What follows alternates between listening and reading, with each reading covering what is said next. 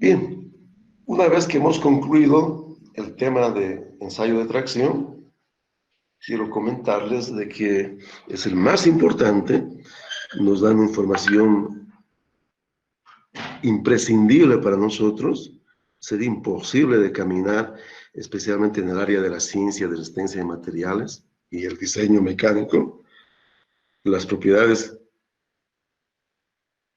que hemos conocido que son las principales: límite de fluencia, límite último a la tracción y la elongación en el momento de la rotura, ¿no? Son propiedades importantísimas.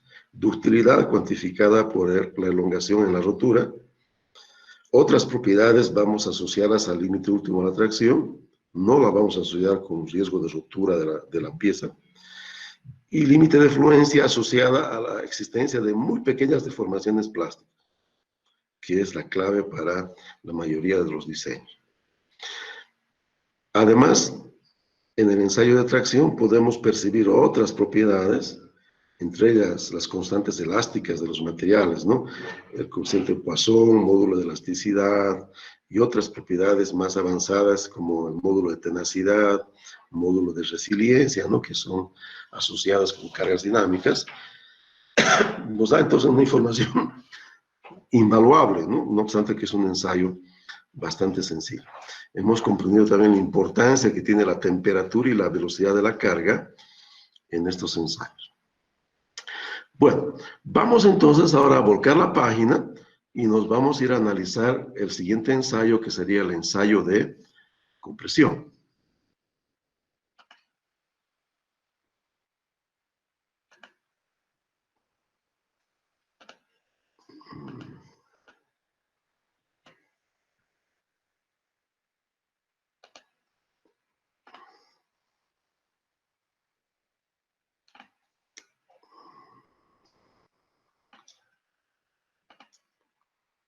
Eso es. Bueno, vamos a tener una visión entonces del ensayo de compresión un poco diferente a la universalidad que tiene el ensayo de tracción, que se puede aplicar donde sea, aunque no es lo ideal en ciertas ocasiones, como en el caso de la aplicación sobre materiales frágiles en el ensayo de tracción. Bien, el ensayo de compresión lo vamos a visualizar entonces como siendo un ensayo especial cuando aplicamos en materiales metálicos. ¿Por qué? Porque toda la información que obtenemos en el ensayo de tracción, cuando hablamos de materiales metálicos, es suficiente para encarar el diseño con materiales metálicos sometidos a compresión. No hay diferencia prácticamente entre la resistencia a la compresión y la resistencia a la tracción que tienen los materiales metálicos en general, con una pequeña excepción: materiales que tienen muy poca ductilidad. Hola. Van entonces a presentar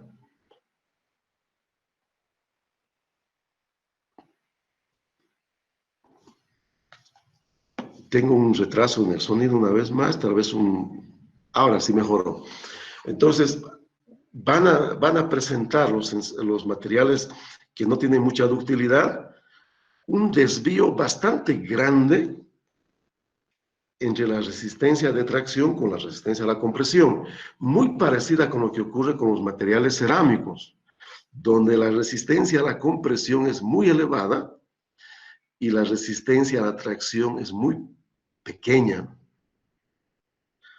Reitero, ¿no? Los materiales cerámicos tienen como característica, al ser frágiles, que su resistencia a la tracción es baja y su resistencia a la compresión es elevada. Son materiales que resisten muy bien esfuerzos de compresión, pero son débiles respecto a la resistencia a la tracción. Y recordando que esto es un dolor de cabeza en este tipo de materiales, porque si yo hago una viga que está sometida a esfuerzo transversal, o sea, está solicitada flexión, en otras palabras, en la flexión al mismo tiempo hay compresión y tracción. Y estos materiales no van a resistir la tracción y van a resistir muy bien la compresión. Pero ¿de qué sirve si en la tracción van a fallar? Con mucha facilidad. Entonces, ¿qué hacen? Por ejemplo, nuestros colegas civiles que adoran usar materiales frágiles en sus proyectos. El caso de su hormigón, no nos olvidemos, el hormigón, ¿no? Que es un material bastante heterogéneo, arena, piedra, agua, cemento. Entonces, este material es frágil, resiste muy bien los esfuerzos de compresión, pero no resiste los esfuerzos de tracción. Entonces, ¿qué hacen ellos? Refuerzan el área de tracción con un material que tenga mejor resistencia a la tracción, acero, ¿verdad? El famoso hierro de refuerzo, ¿no? El hormigón armado, lo que llamamos. Entonces, esa armadura, en el fondo, tiene la función de resistir los esfuerzos, entonces, de compresión, pero de tracción, ¿no? Y el material cerámico resiste muy bien los esfuerzos de compresión. En un material metálico dúctil no tenemos ningún inconveniente porque no hay diferencia entre tracción y compresión. La diferencia es menos del 10%. Normalmente los materiales siempre resisten mejor los esfuerzos de compresión que los esfuerzos de tracción. Pero como la diferencia es muy pequeña, no hace necesario que tengamos que aplicar un ensayo de compresión sobre materiales dúctiles en líneas generales. Bastaría entonces usar los resultados del ensayo de tracción para tener entonces los resultados también aproximados para poder usar en cálculos de compresión, que es el caso de flexión. Cuando analizamos una viga en flexión, no nos interesa si está entonces arriba o abajo el punto de análisis, o sea, si está en tracción o en compresión, porque la resistencia va a ser prácticamente la misma para nosotros. No va a ser lo mismo cuando hablemos de materiales entonces frágiles. Bien, esta va a ser una diferencia que vamos a hacer, ¿no? Rutinariamente, entonces no se aplica el ensayo de compresión en materiales metálicos dúctiles y no entonces sería necesario analizar, ¿no? Ninguna propiedad en compresión. Pero en materiales frágiles se convierte en un complemento importante para determinar el buen comportamiento mecánico que puede tener un material. Y muchas veces la resistencia a la tracción de estos materiales frágiles puede ser entonces un problema, porque un pequeño desalineamiento en las garras de la prensa van a llevar entonces a resultados con un error muy elevado en materiales frágiles. Entonces, normalmente no es aconsejado usar las propiedades obtenidas en tracción en materiales frágiles y se prefiere otros ensayos como el ensayo de compresión específico, ¿no? O como el ensayo de flexión para entonces mejorar el análisis y la comprensión sobre el comportamiento mecánico de materiales frágiles que vamos a usar en los proyectos mecánicos. Qué suerte que no es el común, ¿no? Lo común es que usemos materiales dúctiles, ¿no? En nuestros proyectos mecánicos. Es lo más usual el uso de materiales entonces metálicos dúctiles.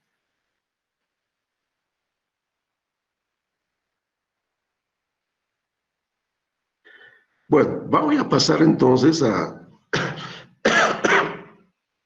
hablar también de otro aspecto importante que está vinculado con las probetas en las cuales nosotros vamos a realizar el ensayo de compresión.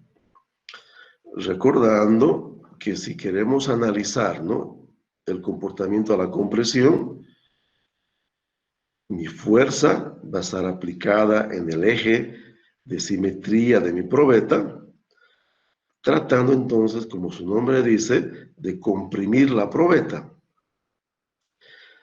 Pero si mi probeta, como en este caso se ve, tiene una relación de su sección transversal comparada con su longitud de mucha desigualdad, hay mucha diferencia, en otras palabras, la probeta es demasiado esbelta, entonces los resultados que yo pueda obtener en este ensayo de compresión van a ser también entonces disfrazados. Me va a llevar a una conclusión equivocada, porque entonces aquí va a presentarse otro fenómeno que hay que tomar en cuenta, que es el famoso pandeo,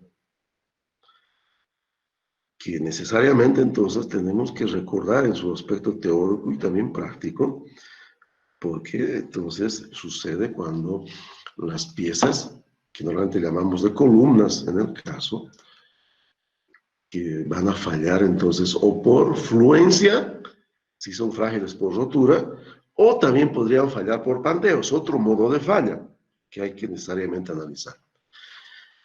Y mi otra opción sería entonces hacer mi ensayo sobre una probeta corta que tiene las dimensiones de tal manera que relaciona su altura con su dimensión transversal, que sean parecidas ambas, por eso el nombre de corta. Entonces, en este tipo de piezas cortas, de probetas cortas, no va a existir el problema del pandeo. Vamos entonces a separar nuestro análisis. Pandeo de ensayo de compresión. Aunque las dos cosas están entonces vinculadas con esfuerzos de compresión, vamos entonces a tener que separar nuestro análisis. Comencemos entonces con lo que sería conocer la máquina en la cual se hace el ensayo de compresión. Las prensas universales que se utilizan para hacer tracción, se pueden usar para hacer compresión, flexión, dureza, fatiga, son cargas diferentes, pero la prensa universal permite en su control tener todas esas opciones de una manera bastante flexible. Pero esas máquinas son carísimas. Tan caras que, miren, San Simón en los 30 años, ¿no?, que estoy por San Simón, tal vez un poco más, no ha podido cambiar y modernizar su prensa. Continuamos, ¿no?, con una prensa antigua que no, creo que no funciona más, que es una prensa mecánica, ¿no?, de tornillos. Son carísimas estas prensas y obviamente su costo está asociado con su capacidad y el tipo de control que va a tener. Hay unas máquinas que se consideran que son finísimas, y esas están alrededor de una prensa, cuando yo quiero unas 100 toneladas, que no es mucho, una prensa de tracción o una prensa universal, debe estar alrededor de unos $100,000, ¿no? Más o menos $1,000 por tonelada, ¿no? Imagínense que elevadísimo el costo. Son las Instron. Es como decir Mercedes en autos, ¿no? Las Instron, ¿verdad? Un sueño de cualquier laboratorio es tener una prensa Instron. Bueno, ¿cuál es la ventaja de hacer ensayo de compresión? Que con una gata uno puede hacerse entonces una máquina que permita hacer el ensayo de compresión. Entonces, el requerimiento es muy simple de la instrumentación y también entonces de la máquina para realizar el ensayo. No es necesario entonces contar con una máquina de ensayo de tracción o una máquina universal para hacer este ensayo, y uno puede entonces recurrir a una prensa de compresión, si bien que no tiene flexibilidad para hacer otros ensayos, pero es muy barata, es muy accesible. Y no podría ser de otra manera, porque a medida que vayamos hablando de este ensayo, vamos a entonces a concientizarnos de que cuando estamos apoyando a los colegas civiles, ¿no?, a interpretar los resultados de este ensayo, miren, ellos necesitan para cualquier construcción medir esta propiedad, porque una de las desventajas que ellos tienen es que el hormigón se fabrica in situ en la mayoría de los proyectos. Se puede usar muchos prefabricados donde se tiene un mejor control, digamos, ¿no?, de las propiedades por los porcentajes de arena, cemento, agua y cascajo que van a utilizar, ¿no? Mejor control de calidad, menos se roban los albacos, ¿no? El cemento. Pero en obra es complicado controlar, ¿no? Tantas variables. Y la única manera que ellos tienen de verificar entonces la resistencia de su hormigón es sacando probetas en el momento entonces que van a ser los vaciados importantes. Y para ellos entonces es imprescindible contar con este ensayo, ¿no? De compresión. Para ellos es importantísimo.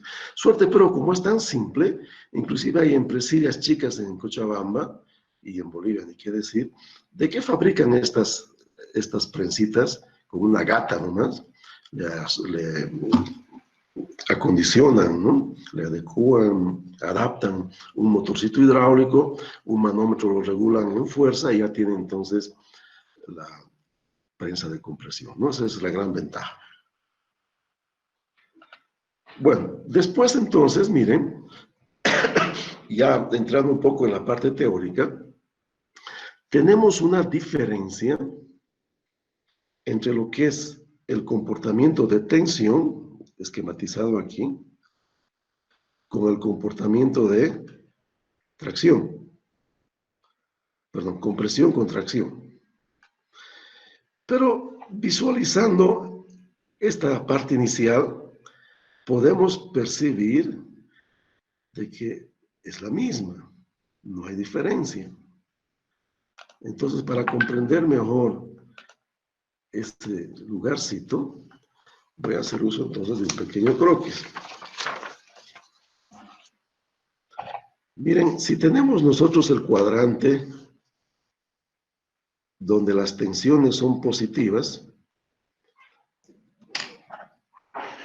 y las elongaciones son positivas, tenemos entonces nuestra curva tradicional, ¿no? De ingeniería, donde hemos determinado las propiedades en tracción del material. La tensión positiva, tracción, las elongaciones positivas, recordando que la elongación la estamos calculando como siendo la longitud inicial, pero la longitud, ¿no? De la probeta menos la longitud inicial sobre la longitud inicial. Y este valor siempre es positivo. En cambio, en compresión, si aquí hacemos un croquis de nuestra probeta, lo que tenemos es entonces que la altura original de la probeta, a medida que aplico una carga, la altura va a ir disminuyendo. En consecuencia, mi deformación calculada, que va a ser, ¿no? La altura en ese instante de la probeta menos la altura inicial sobre la altura inicial de la probeta, va a ser negativo. Porque esta altura, a medida que voy aplicando la fuerza, va a ir disminuyendo. Entonces, voy a tener, ¿no? Las deformaciones de ingeniería en el lado negativo, ¿no? En el lado negativo.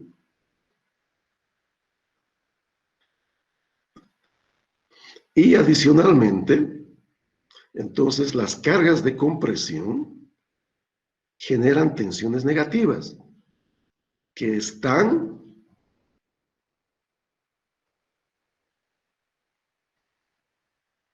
asociadas con entonces tensiones negativas. Entonces, mi ensayo de compresión me daría tensiones en este cuadrante de aquí abajo. Este ángulo es el mismo que este, es el mismo material, tiene el mismo módulo de elasticidad. Es lo que hemos visto hace un momento. Lo que han hecho entonces es reflejar esta curva en el lado positivo, han sacado el valor absoluto, pero en la realidad las tensiones de compresión son negativas y las deformaciones en el ensayo de compresión son negativas. Y adicionalmente, por unos fenómenos que vamos a analizar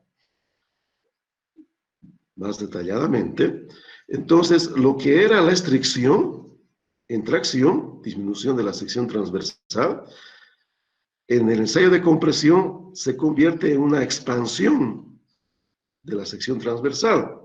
Entonces, a medida que voy haciendo el ensayo de compresión, el área va aumentando. Entonces, mi curva, en vez de ser como la de tracción, va a ser entonces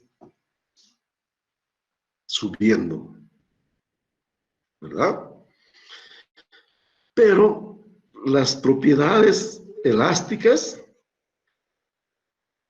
el coeficiente de Poisson, el módulo de elasticidad, el límite de proporcionalidad, hasta probablemente el límite elástico, van a ser entonces iguales.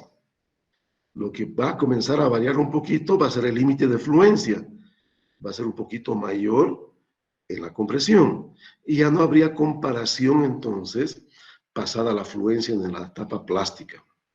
El comportamiento es diferente, tendríamos que recurrir a la tensión verdadera para que sea igual entonces a la tracción. Este detalle entonces es importante para entender cómo funciona el ensayo de compresión. Pero por simplicidad, vamos a rebatir este lado negativo y la deformación negativa al lado positivo. Es lo que hace la mayoría de los libros. Me oferta entonces la curva, entonces en el eje positivo de las tensiones y en el eje positivo de las elongaciones en compresión. En el fondo está hacia el otro lado. No puedo dejar, aprovechando este gráfico, de hablarles de un dolor de cabeza que tenemos, que puede ser la tumba de algunos ingenieros. Por ejemplo, en los proyectos importantes, cuando una materia prima, ¿no? una hoja de chapa llega y tiene algún abollado, entonces control de calidad lo rechaza.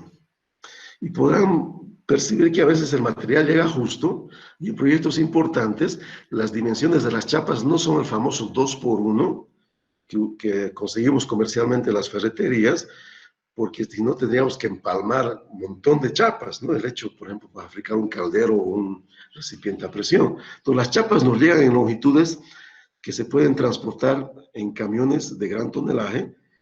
He visto chapas hasta más de 6 metros de largo. Y eso facilita entonces con que las soldaduras menos y también, ¿no?, la integridad estructural es mejor. Pero si la chapa llega dobladita o abollada, control de calidad la rechaza con una visión atinada, pero entonces lloran, ¿no?, los proyectistas, porque ¿de dónde voy a conseguir otra chapa? No hay en el mercado, es complicada la procura. ¿Y dónde está el problema, no? ¿Por qué no lo chapeamos y ya está? Por el efecto Bauchinger. El efecto Bauchinger es un problema grande, porque miren, ¿no? Si yo haría carga de tracción seguida de un descargado y después hago una carga de compresión y vuelvo a descargar, mi material entonces se vuelve más débil cada vez se vuelve más débil por este efecto Bauchinger. Es una mezcla entre fatiga de ciclos bajos con problemas metalúrgicos internos. Entonces es grave, ¿no? Entonces, si yo una chapa doblada la desdoblo, ¿qué ha sucedido? Esas regiones cercanas, ¿no?, a donde he generado esa deformación plástica de compresión y tracción, por este efecto Bauchinger va a quedar debilitada y va a ser peligrosa. Y ni qué decir si esto por chambonadas hago repetidas veces. Entonces hay que tener mucho cuidado, ¿no?, cuando tenemos ciclos de carga entre compresión y tracción que llevan a la fase plástica, o sea, generan deformaciones permanentes, porque va a debilitar al material cada ciclo de inversión, ¿no?, entre compresión y tracción. Entonces, en proyectos muy especializados no se puede, ¿no?, ni desabollar tubos, ni de chapear, ¿no?, digamos, algo abollado, porque en ese lugar, por efecto Bauchinger, la resistencia disminuye. Y en la práctica uno dirá, ¿pero qué le va a hacer una chapeadita, ¿no? En la mayoría de los proyectos no es importante.